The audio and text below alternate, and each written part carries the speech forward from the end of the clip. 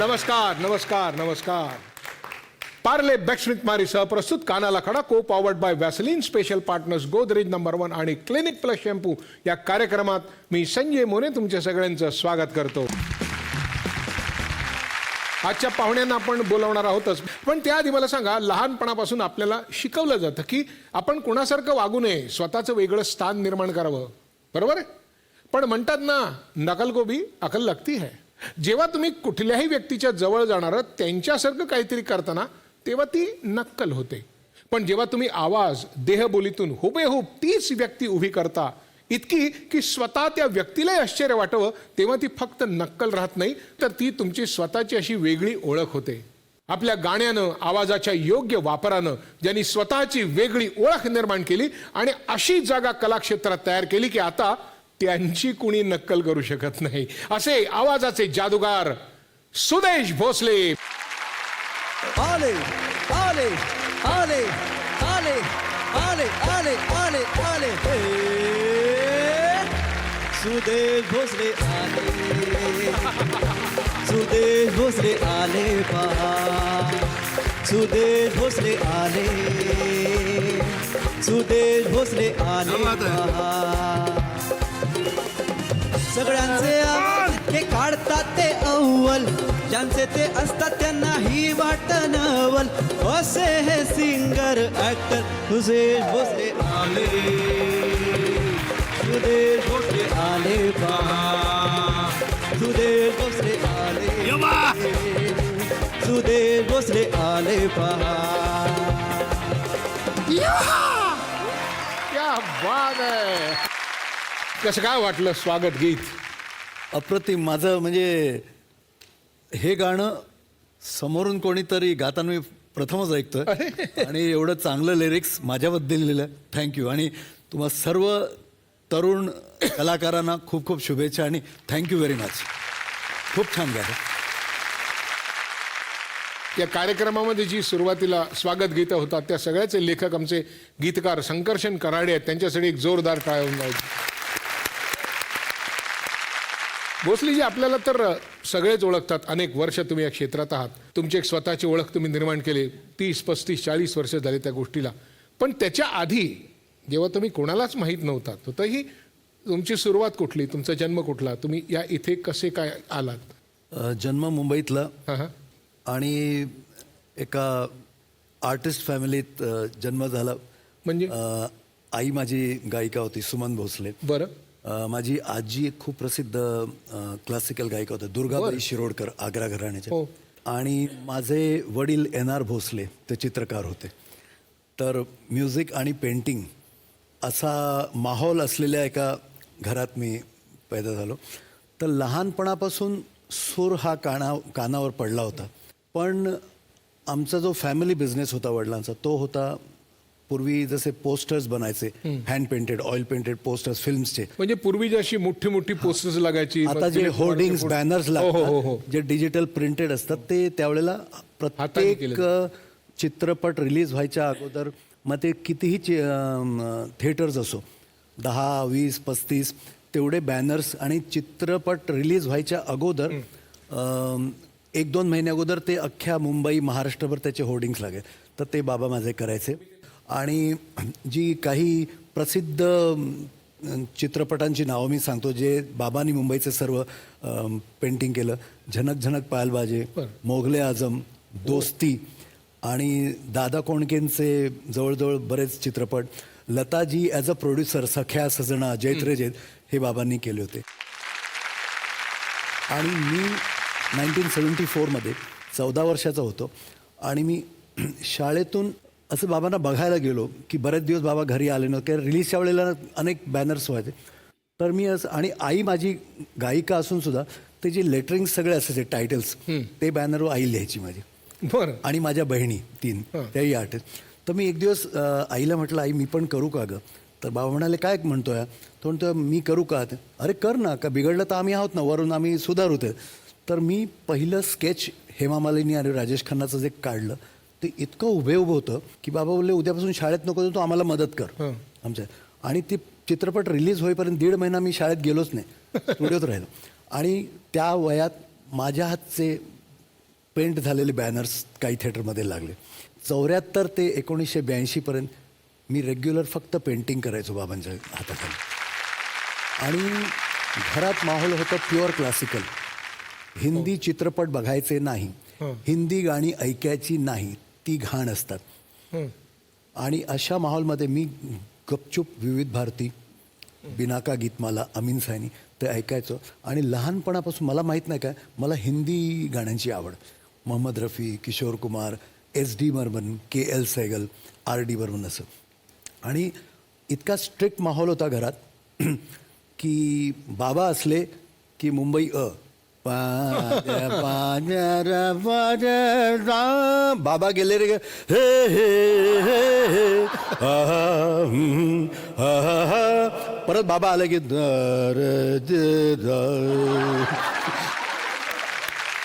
अशा माहोलमध्ये मी वाढलो.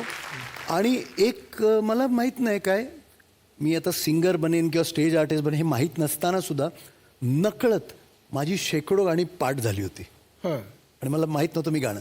आणि एक मला अशी एक नॅक होती की ज्या आवाजात मी जे गाणं गायचो, समजा SD बर्मन आहे, वहा कौन है तेरा मुसाफिर जाएगा कहाँ, दम ले ले दम ले ले दम ले ले घड़ी भर वो छैया पाएगा कहाँ, वहाँ कौन है तेरा. तर ही माझी बाप आहे. बरं, मग शाळा खरंच बंद झाली? नाही, म्हणजे 10वीच्या परीक्षेला गेलो, कॉलेजमध्ये ॲडमिशन गेलो, फक्त परीक्षेला जायचो. आणि ते काय व्हायचं मला कळायचं नाही, कारण 24 तास. आणि ती गरजही होती. मेन जो आमचा अर्निंग बिझनेस होता बाबांचा, एकटे कमावणारे. आणि कॉलेजमध्ये गेल्यानंतर काय झालं, ते म्हणतात ना असं एक कल्चरल ग्रुप होता, जसं प्रत्येक कॉलेज. कुठलं कॉलेज तुमचं? आंबेडकर कॉलेज, वडाळा. कल्चरल ग्रुपचा आम्ही तिकडे एक आमचा स्टुडंट होता. तो असे वेगवेगळे आवाज काढायचा, ॲक्ट्रेसचे वगैरे. तर मी समजा आलो, भोसले साहब आप कहाँ थे इतने दिन वगैरे. मग त्याच्याकडून मी भैया कानाला खडा आहे, मला कानाचा एकच खडा आवडतो, हिऱ्याचा खडा आहे, असं सगळं वगैरे करत होतो. आणि हे करता करता मी कॉलेजमध्ये कळत नकळत किशोरदांची गाणी, हेमंत कुमारची गाणी, मुकेशजी, असं गाता गाता एक दिवस काय झालं, मुकद्दर का सिकंदर पिक्चर बघितला. आणि दुसऱ्या दिवशी हायर सेकंडरीमध्ये होतो वाटतं, 11वीत का, कोणाला तरी बघून बोललो, हे जोराच्या दरवाजा खोल दे, असं मी बोललो. कोणी ऐकलं नाही, माझ्या एका मित्राने ऐकलं. बोलले, हे जे तू काय बोललास ना, ते अमिताभ बच्चनसारखं होतं. मग त्यावेळेला मी काय केलं, ट्राय करण्यासाठी त्यावेळेचे अमिताभचे दीवारचे, लावारिस, अंधाधुन जे काय त्याचे व्हिडिओ कॅसेट्स आणल्या आणि त्या लिहून काढल्या. बाथरूममध्ये कोपऱ्यात जाऊन तो रिवर्ब जसा पाहिजे तसा होय होय हे करत बसून मी ते पाठ केलं. आणि जेव्हा जेव्हा मला कोणाच्या सत्यनारायणाची पूजा, मुंज विंज जे काय असेल तिकडे मी हे प्रयोग करायला लागलो. आणि ते हळूहळू हळूहळू लोकांना आवडायला लागले. त्याच्यात मग मी अमिताभ बच्चनसोबत त्या काळचे ॲक्टर्स अशोक कुमार, राजकुमार हे ते ॲड करत गेलो. आणि त्याबरोबर माझे जे सिंगर्सचे व्हॉइसेस आहेत ते एक एक ॲड करत गेलो. आणि मग हळूहळू स्टेजवर करायला लागलो. आणि मी हे सगळं करत होतो, घरी काही माहीत नव्हतं आणि घरी सांगितलं पण नव्हतं. पण एक काळ असा आला, देवाने दिला, की हळूहळू ना लोक मला कार्यक्रमासाठी बोलवायला लागले, असेच ओळखीने. म्हणजे फुवाट? हां, बस नमस्ते सरकार. त्यावेळेला तो माझा एक शिकण्याचा एक काळ होता की मी चेक करत होतो रिस्पॉन्स कसा मिळतोय. जसं अमिताभ बच्चन का, इधर तुम्हारे घर में तुम्हारे सामने किसी ने फादर को और तुम देखते रह गए, अगर इस दुनिया से किसी को उठाने का था तो अपन को उठाने. तो असं सगळं करत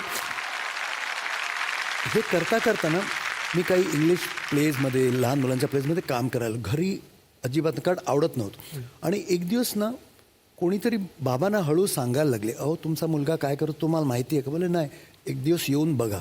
तर मी एका प्रागजी दोसा, जे गुजराती समाजाचे फार मोठे नाटककार हो, त्यांच्या एका नाटकात मी काम करत होतो. तेजपाल हॉलमध्ये आई आणि बाबा गपचूप आले. माझ्या एंट्रीला लोक टाळ्या शिट्ट्या वाजवत आहेत, वन्स मोर देतात आणि काय काय आणि अख्खा शो बाबांनी माझ्याकडे न बघता फक्त ते ऑडियन्सकडे बघत होते. मग हळूहळू त्यांचं परिवर्तन होत गेलं, मन परिवर्तन. मग ते माझ्या प्रत्येक शोला येऊन बसायला लागले आणि मग त्यांनी एक्सेप्ट केलं की हां तू हे कर. आणि तो काळ होता की हळूहळू जे हँड पेंटेड पोस्टर्स आहेत ते कमी व्हायला लागले आणि मग हे सगळं तंत्रज्ञान वाढत गेलं. तंत्रज्ञान, मग प्रिंटिंग, मग डिजिटल हे करून आणि मग हळूहळू मी बाबांना म्हटलं आता तुम्ही रिटायरमेंट घ्या आणि ते बाबा आपल्या आवडीचे लँडस्केप्स वगैरे घरी करत आले. आणि योगायोगाने देवाच्या दयेने माझंही म्हणजे चांगलं म्हणजे पैसे चांगले मिळायला लागले, ऑडियन्स चांगली मिळायला लागली. बाबांना तुम्ही काढलेला तुमच्या कुठला आवाज आवडायचा? बाबांना नंतर माझा SD बर्मनचा आवाज खूप आवडायचा आणि अमिताभ बच्चनचा आवाज. कुठलं गाणं त्यांना जास्ती आवडायचं SD? सुन मेरे बंधू. एकदा सुन मेरे बंधू रे, सुन मेरे मितवा, सुन मेरे साथी रे, होता तो पीपल मैं होती हमर लता तेरी रे, होता तू पीपल मैं होती हमर लता तेरी, तेरे गले माला बन के पड़ी मुस्काती रे, सुन मेरे साथी रे. पहिले लाखात मिळाले पैसे कुठले? आफ्टर जुम्मा चुम्मा. हां. ह्या निमित्ताने मी एक असं असतं ना की मी काय होतो कसं तेच आपण ऐकतो, पण अमिताभ बच्चनचा आवाज मी काढतो ही काही माझी करामत नाही आहे, हे गॉड गिफ्ट आहे. मी लक्ष्मीजींकडे, प्यारेलालजींकडे, बप्पीदांकडे तेव्हा मी त्यांच्याकडे जायचो. तर लक्ष्मीजीनं आपले लक्ष्मीकांत कुडाळकर त्यांना भोसलेचा फार अभिमान आणि मला ते म्हणे भोसले साहेब कैसे हैं आप. हा जे लक्ष्मीजींना जाणतात त्यांना हा आवाज माहिती असतो. एक दिवस म्हणजे मी आता तुम्हाला सांगतो ज्या गाण्याने माझी जिंदगी बदलली ते गाण्याचा जन्म कसा झाला. बोले एक दिवस ते भाज्यावर असे होते, सुरेश मैंने कुछ लिखा है वो उनकी साउंड में सुना, वो कैसे गाएंगे. वो म्हणजे अमिताभ बच्चन.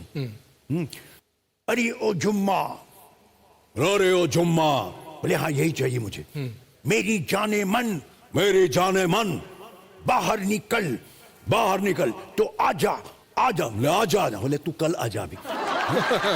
मैंने आज इतना ही लिखा है,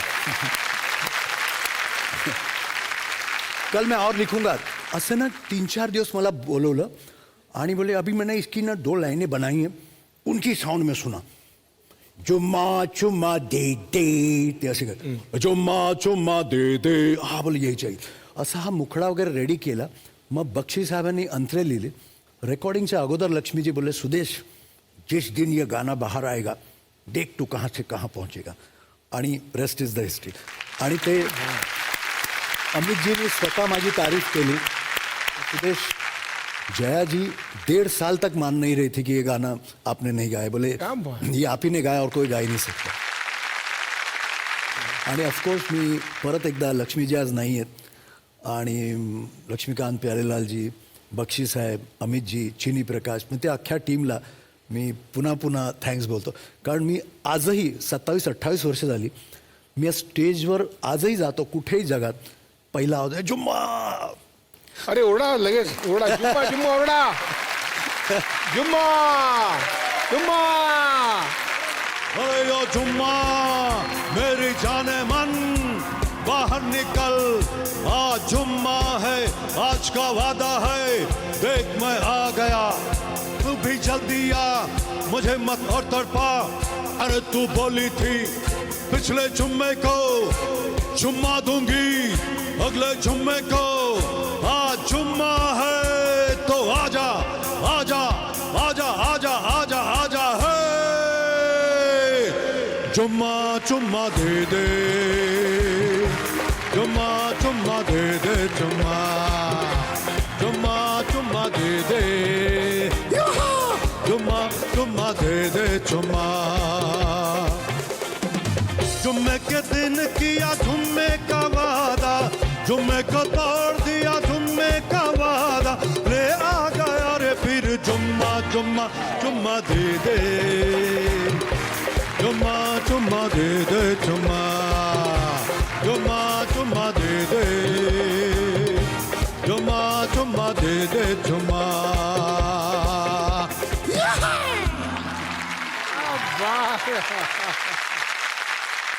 बरं, तुमचे बाबा एकीकडे हे काय गाणं आहे हा त्याने हे ऐकलं होतं. हो हो काय म्हणाले तोपर्यंत त्यांना हिंदी गाणी आवडायला लागली होती. अच्छा अच्छा. स्टेजवर मला कार्यक्रम मिळायला लागले आणि काय झालं त्या काळात ना comedians mimicry artist stand up comedians जे हल्ली म्हणते ते खूप होते, पण अमिताभ बच्चन म्हणजे जे काही आवाज आहे की मी सुरू केले. अमिताभ बच्चन त्यावेळेस कोणी करत नव्हते. अनुपम खेर कोणी नव्हतं करत. तो मेरा बेटा बेटे आ मिस्टर डेव्हिड आ किंवा विनोद खन्ना.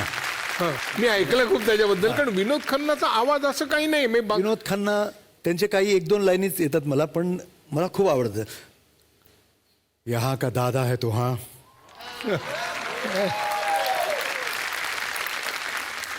अपनी बस्ती वालों के सामने रोब जमा रहे हाँ, और मेरी वर्दी की वजह से चुप है तो हाँ.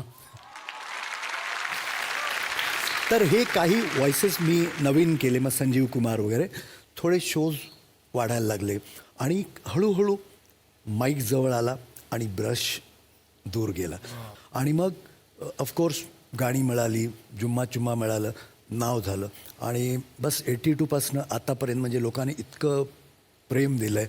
आणि काय म्हणतो ना, आजही जेवढे मी 25 वर्षापूर्वी कार्यक्रम करायचो, आजही परदेशातून अजूनही लोक प्रेमानं बोलवतात. बच्चन साहेबांसाठी तुम्ही गाणं म्हटलं त्यांच्या आवाजात, पूर्ण सिनेमा असं कधी डब केलं का त्यांचं?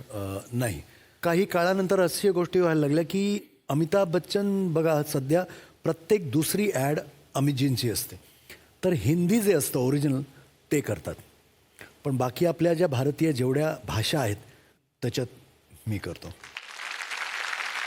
आता तुम्ही सगळा प्रवास सांगते हा अत्यंत गोड गोड आहे, त्यामुळे कुणालाही वाटेल की आता काय मी उठणार आणि 2-3 महिने असा रियाज केला की सुदेश भोसले त्याच्यासारखं होणार. हा प्रवास इतका सोपा आणि सहज निश्चित तुमचा झालेला नाही.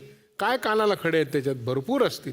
किशोरदा 87मध्ये वारल्यानंतर मला भरपूर गाणी बप्पीदांनी दिली, की किशोरदांची जी राहिलेली गाणी होती, तर मी बप्पी लाहिरी, लक्ष्मीकांत प्यारेलाल, राजेश रोशन, अनु मलिक, कल्याणजी आनंदजी ह्यांच्याकडे खूप गायला लागलो.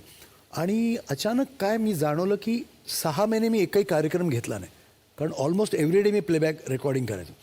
6 महिन्यानंतर एक कार्यक्रम आला मला आणि तो कार्यक्रम मी घेतला. मी काही विचार केला नाही.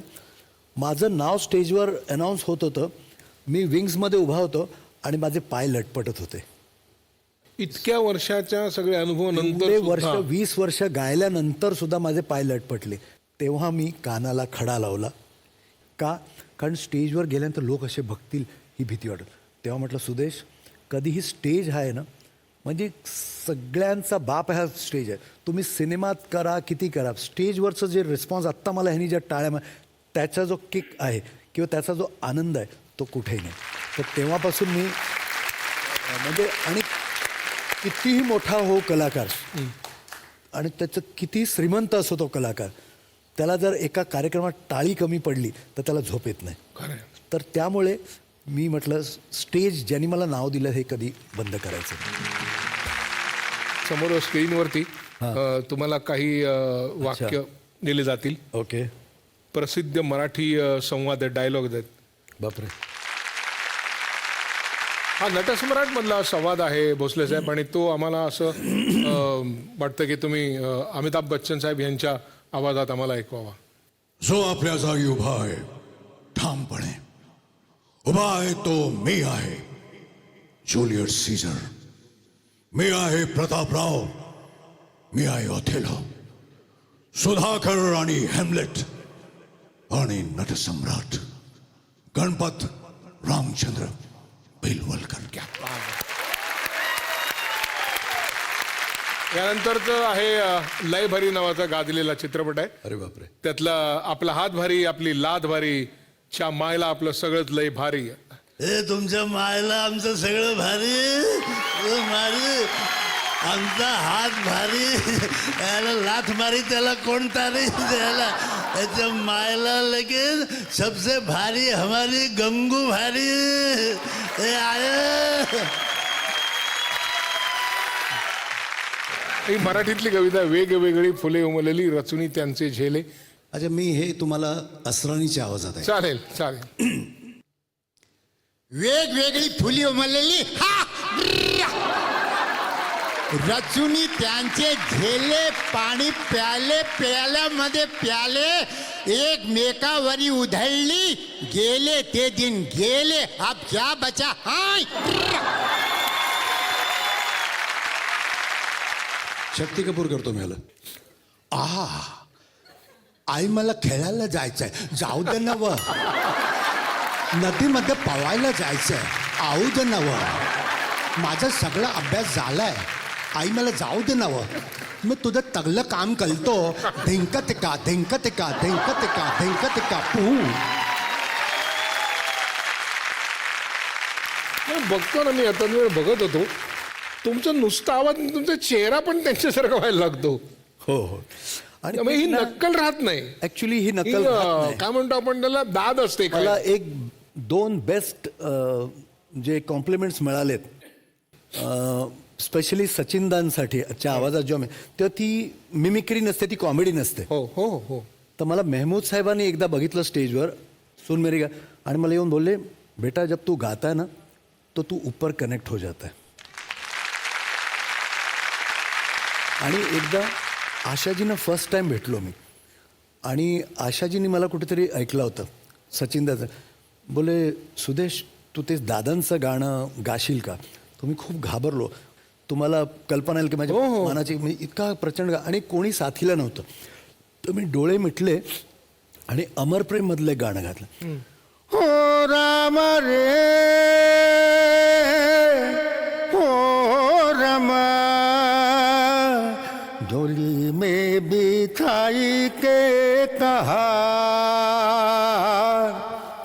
लाए मोरे सजना के द्वार, हो बीते दिन खुशियों के चार,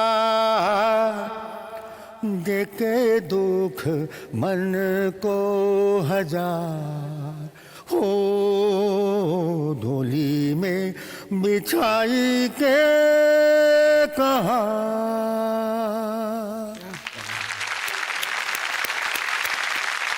हे मी 2 अंतरे कसे बसे घाबरून गायलो आणि डोळे उघडले ना, तेव्हा आशाजींनी बघितलं, मी आशाजी अशा बसले होते. आणि जसं गाणं संपलं त्यांनी हात असे काढले आणि दोन्ही डोळ्यातून असे अश्रू वाहत होते. बोलले, मला असं वाटलं सचिनदा माझ्यासमोर उभे राहून गात आहेत.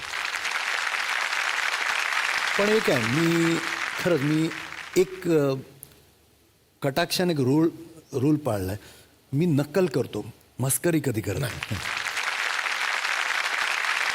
आजकाल जरा कळणं कठीण आहे लोकांना, नक्कल आणि मस्करीतला फरक काय आहे तो, पण खूप फरक आहे, खूप फरक. आणि टाळ्या घेण्यासाठी आपण एका सिनियर आणि आपल्याच इंडस्ट्रीच्या कलाकाराची जेव्हा मस्करी करतो ना, तेव्हा फार वाईट वाटतं. त्या कलाकारावर कीव येते थोडी. काय आहे, एक गोष्ट मला सांगावीशी वाटते, मिमिक्री आर्टिस्ट असं म्हटल्यानंतर तुम्ही किती असं मोठ्याने म्हटलं तरी त्याला एक वास लागतो.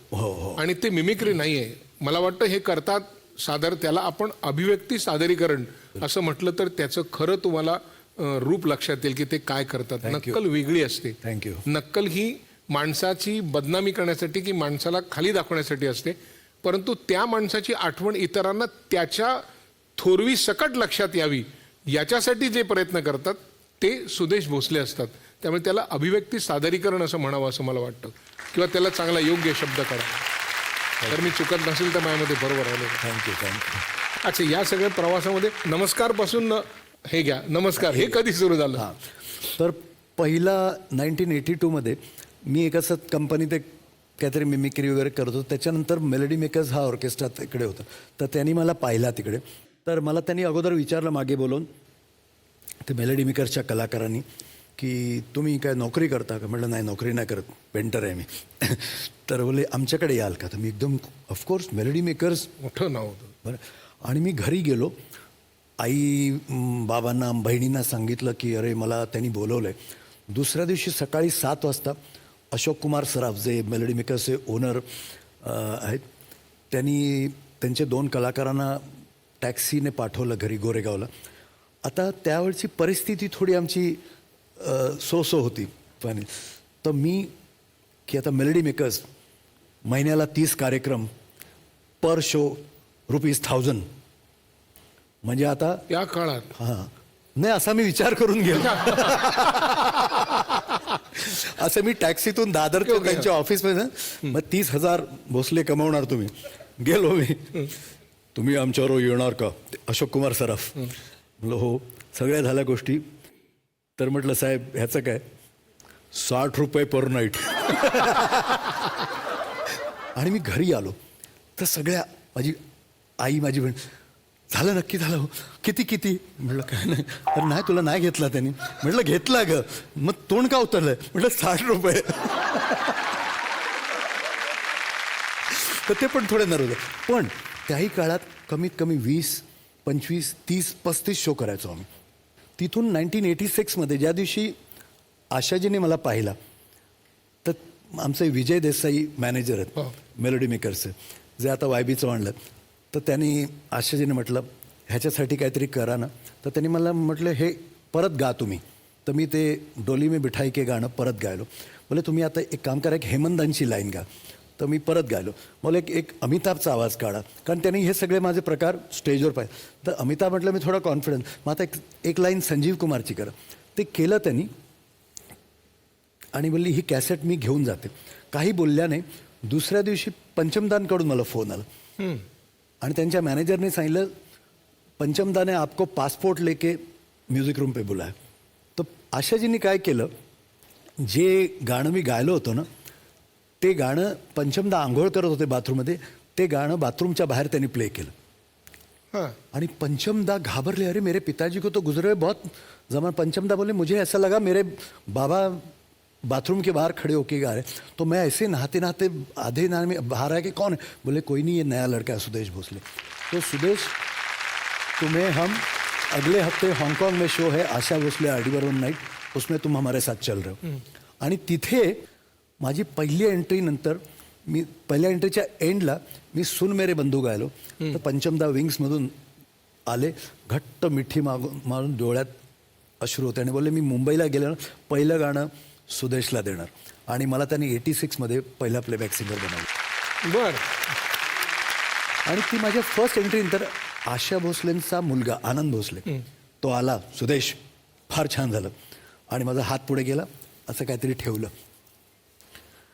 आता ते जे ठेवलं होतं ते मोजायची उत्सुकता होती.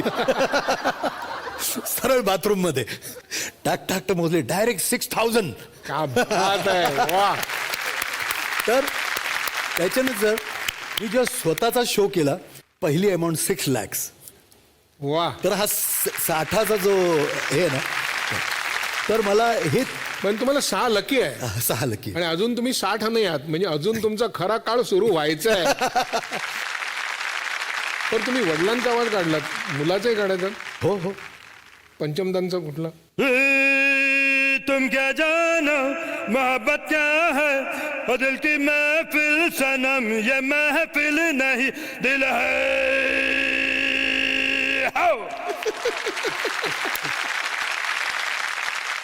किशोरदांबरोबर ज्यांना मी आपला देव गुरु मानत होतो, जेव्हा मी मेलोडी मेकर्समध्ये जॉईन झालो मला कळलं की किशोर कुमार जेव्हा कार्यक्रम करतात तेव्हा ऑर्केस्ट्रा जो असतो तो मेलोडी मेकर्स असतो. बर. तर त्यामुळे वाद्य असतात सगळे वाद्य ऑर्केस्ट्रा बँड जो असतो तो किशोरदा कुठे त्यावेळेला. तर 82 पासून 87 म्हणजे किशोरदांचा शेवटचा शो हॉलंडला झाला, त्याच्यातही मी होतो. तर मी त्यांचा कॉम्पेअर, त्यांचा कोरस सिंगर, त्यांचा खंजरी वादक, त्यांचा पाणी पाजणारा, त्यांचा सिक्युरिटी गार्ड, सर्व काही मी असं. आणि मी किशोरदांचा शोमध्ये मी 1-2 गाणी मी अगोदर गायचो रफी साहेबांची. बर. मग मी एक गाणं गायलो ना की मी विंग्समध्ये बघायचो तर किशोरदा बोलायचे म्हणजे अजून एक.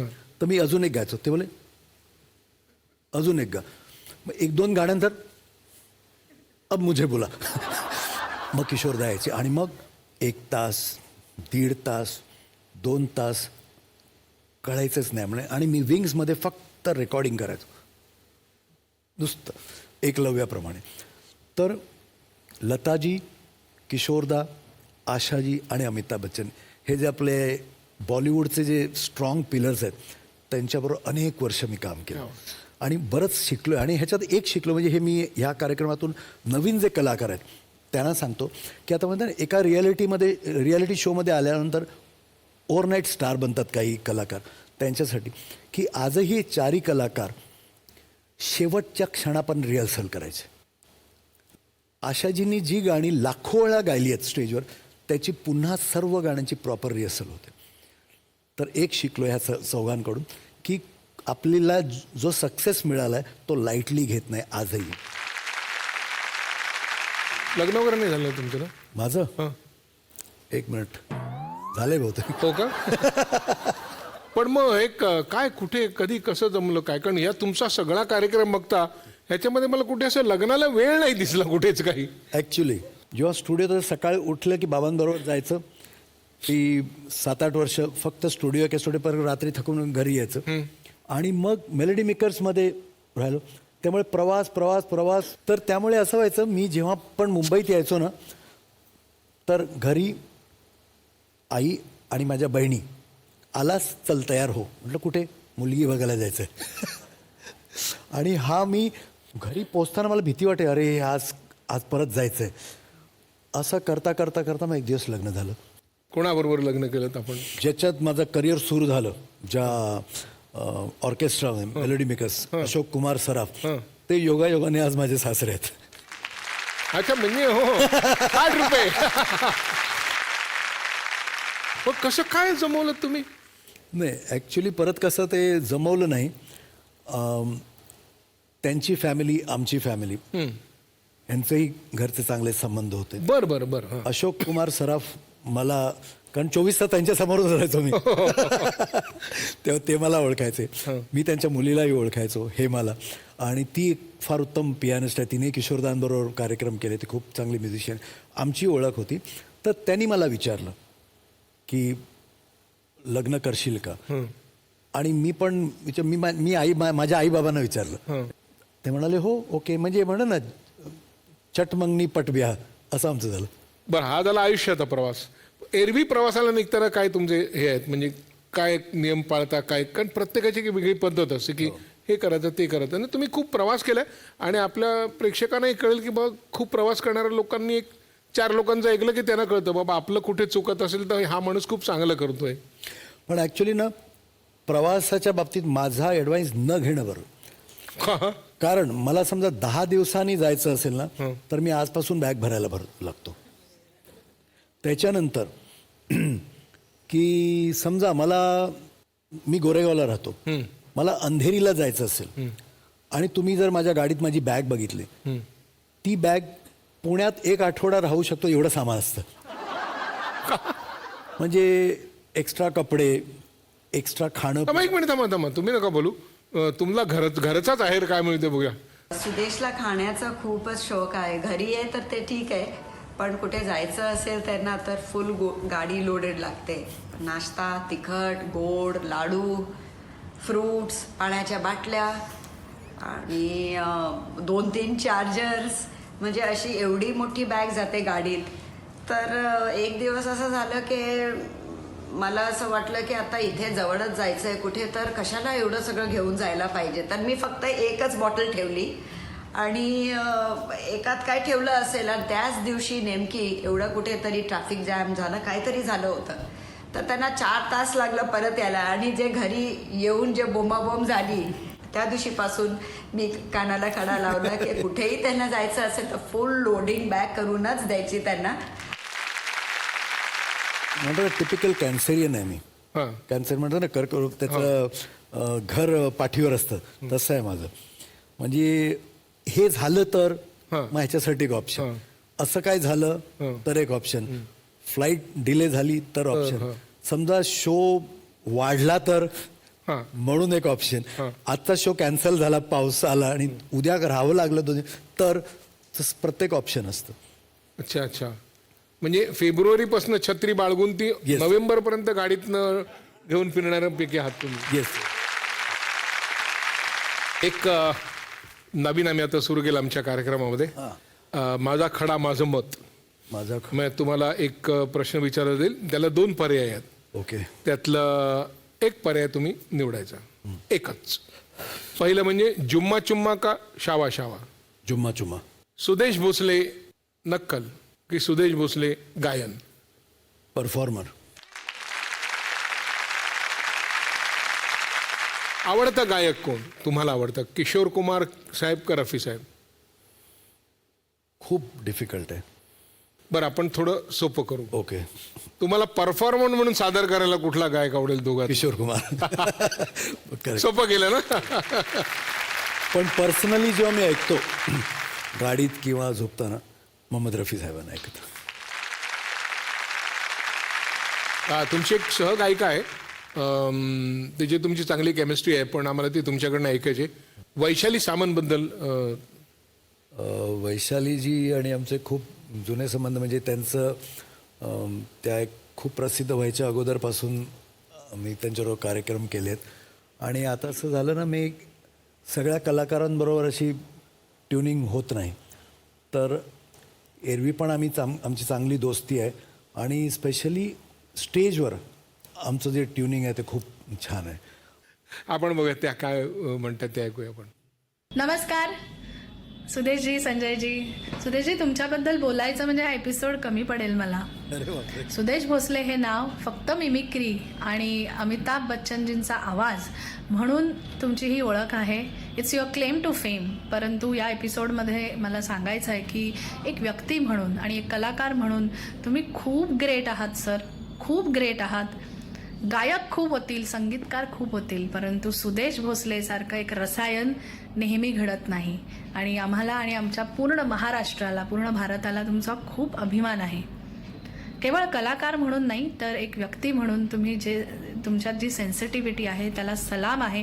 तुम्ही सर उत्कृष्ट असे चित्रकार आहात सर. तुमच्या घरी तुमची चित्र, तुम्ही काढलेली पेंटिंग्स मी बघितलेत आणि मी अवाक झालेले की एक कलाकार हा म्हणजे म्हणतात तसं माणूस पूर्ण कलाकार असणं काय असतं हे तुमच्याकडे बघून शिकायला मिळतं सर. आशाजी, अमिताभजी यांच्याबरोबर काम केल्यानंतर नवीन पिढीतल्या गायकांनाही तुम्ही तितक्याच हंबली, तितक्याच कम्फर्टेबली सामोरे जाता. हा तुमचा ग्रेटनेस आहे सर. तुमच्याकडनं ह्या गोष्टी कानाला खडा लावून शिकण्यासारख्या आहेत. मग काय भोसले साहेब, कसं वाटतं की इतके वर्ष केल्यानंतर आज नवीन तरुण पिढी आपल्याबद्दल इतकं चांगलं बोलते, कसं वाटतं? मला थोडंसं इमोशनल काय आहे. ना काय नाही. थँक्यू. आपण एवढी वर्ष व्यवसायात असतो, अनेक लोक भेटतात, काही विसरली जातात, काही लक्षात राहतात, काही चांगल्या कारणामुळे लक्षात राहतात, काही वाईट कारणामुळे लक्षात राहिले जातात, की आपल्या आतनं काही चुकलेलं असतं, कधीतरी मनाला खटकलेलं सांगायचं आहे, काही चुकांची कबुली द्यायची, किंवा तुम्हाला कोणाला सांगायचं असेल की या गोष्टीसाठी या येणाऱ्या पिढीने कानाला खडा लावावा, असं काही असेल तर तुम्ही सांगू शकता. मी एक आर्टिस्ट असल्यामुळे थोडा वेडा आहे, तर अनेक वेळा मी हायपर होतो, किंवा कार्यक्रमाला निघत असताना मला कोणी डिस्टर्ब केलं, किंवा एखाद्या शूटिंगला किंवा कधी कुठे जाताना, तर थोडासा कधी माझा मूड थोडासा अप डाऊन होतो. ती माझ्या अख्ख्या फॅमिलीला सांगू शकतो की बऱ्याच गोष्टी माझ्यामुळे तुम्हाला कधी त्रास होतो, तर आय एम सॉरी. आणि सेकंड थिंग, नवीन मुलांना, म्हणजे ते आर्टिस्ट असो किंवा कोणत्याही प्रोफेशनमध्ये असो, तुम्हाला जर सक्सेसफुल व्हायचं असेल तर पहिलं तर देवानी तुमच्याकडे प्रत्येकाला, मी आर्टिस्ट आहे म्हणून मी कलाकार किंवा आर्ट नाही, आता हे जेवढे बसले ते प्रत्येकाकडे काहीतरी असणार जे मी करू शकत नाही, तर ती आपली जी आर्ट आहे ती ओळखा, त्याच्यासाठी देवाचे थँक्स माना, आईवडिलांचे थँक्स माना, आणि ती जी काही आर्ट आहे त्याचे रिस्पेक्ट करा, त्याला कधी लाईटली घेऊ नका. आणि सर्वात इम्पॉर्टंट, देवापेक्षाही कधीही आपल्या आईबाबांच्या डोळ्यातून तुमच्यामुळे अश्रू येता कामा नये. हे मी सांगत नाही, मी पाळतो. दुसरं, काही लोक आपली नावं बदलतात की मी मराठीत आपण हे करूया. मी भोसले होतो, भोसलेच आहे, माझं कुठे काही बिघडलं नाही. आणि मला कधीही मराठी म्हणून कोणी दुसऱ्या इंडस्ट्रीने मला अरे ये मराठी असं नाही, हा गैरसमज आहे. तुमच्यात जर आर्ट असेल तर ते तुमच्याकडे येणार. तर त्यामुळे हे करू नका कधी. आणि परत सर्व म्हणतात ना मायबाप ऑडियन्सना थँक्यू थँक्यू थँक्यू थँक्यू, जेवढं म्हणेल तेवढं कमी आहे. तुम्ही त्याला त्याबद्दल झी मराठीकडनं तुम्हाला एक छोटीशी आठवण, प्रेमाची भेट. Thank you so much.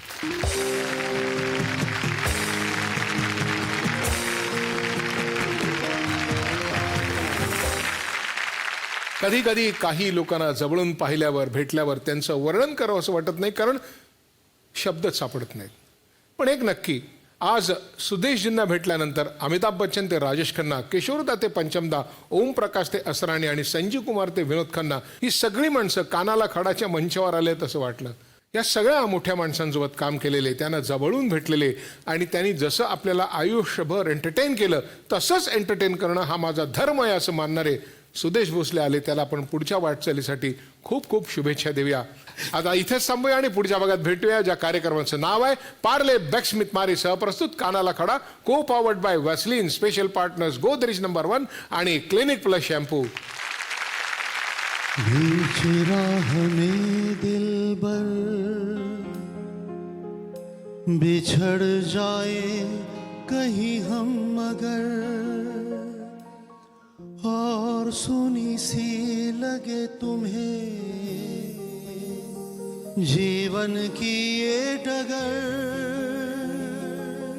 हम लौट आएंगे तुम यूं ही बुलाते रहना, कभी अलविदा ना कहना, कभी अलविदा ना कहना, कभी अलविदा ना कहना, कभी अलविदा ना कहना. रोते हंसते बस यूं ही तुम गुनगुनाते रहना, कभी अलविदा ना कहना, कभी अलविदा ना कहना. चलते चलते मेरे ये गीत याद रखना, कभी अलविदा ना कहना, कभी अलविदा